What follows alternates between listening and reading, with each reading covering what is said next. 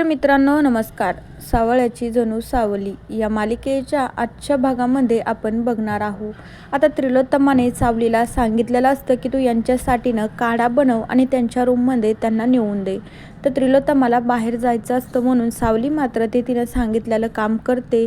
विठुरायाच्या मूर्तीकडे बघते, म्हणू लागते खरंच यांनी मला याच्या अगोदर एकही काम सांगितलं नाही, पण जसं काय आता तुझी कृपा झाली आहे यांनी मला काम सांगितलं आहे. त्याच्या काही वेळापूर्वी मात्र सोहम घर सोडून ताराकडे शिफ्ट झालेला असतो. ते मात्र चंद्रकांतला माहिती नसतं. तर त्यावेळी सावली मात्र काढा बनवते आणि चंद्रकांतला त्याच्या रूममध्ये नेऊन देते. चंद्रकांत काढा वगैरे पितो आणि मग सावली मात्र सोहमबद्दल चंद्रकांतला सांगू लागते. तर चंद्रकांत म्हणू लागतो की सावली तू हे काय बोलतीस, मला अजिबात माहिती नाही की सोहम आपल्या घरात राहत नाही, तो ताराकडे गेला आहे. मला या बाबतीत त्रिलोत्तमानेही काही सांगितलं नाही, तिनं माझा इतका मोठा विश्वासघात केला. चंद्रकांत म्हणू लागतो. तर सावलीला वाटत असतं की मी बाबांना उगाच सांगितलं आहे की आता त्रिलोत्तमा मॅमला जर माहीत झालं तर माझं काही खरं नाही. दुसरीकडे जयंती आणि भैरवी मात्र गप्पा मारत बसलेले असतात. भैरवी जयंतीला म्हणू लागते की काय ग जयंती, जर आपल्याला काही मार्ग सुचत नसेल ना तर त्या मार्गाला शोधत बसायचं नाही, तो कुठून कसा आणि कधी आपल्याकडे येईल म्हणून. तर जयंती मात्र भैरवीला विचारू लागते की भैरवी माई, मग तो मार्ग आपण आता शोधायचा कुठे आणि कसा, मला ते तरी सांगा.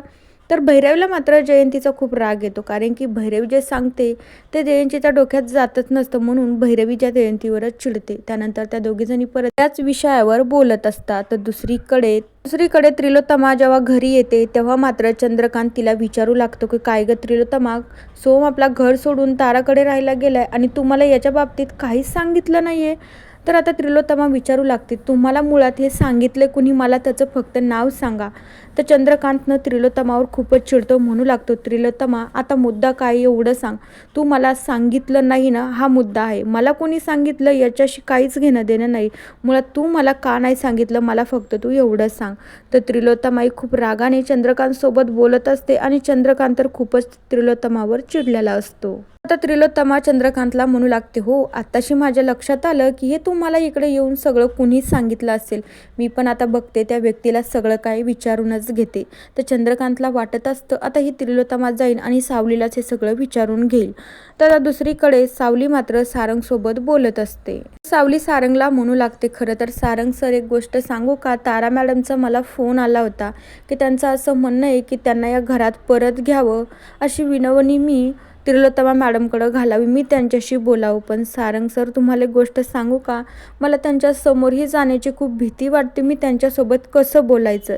सारंग मात्र सावलीचं हे सगळं बोलणं ऐकून घेत असतो. सावली सारंगला म्हणू लागते की खरंच सारंग सर मला खूप भीती वाटते, तुम्ही चला ना माझ्यासोबत त्रिलोत्तमा मॅडमशी बोलण्याची.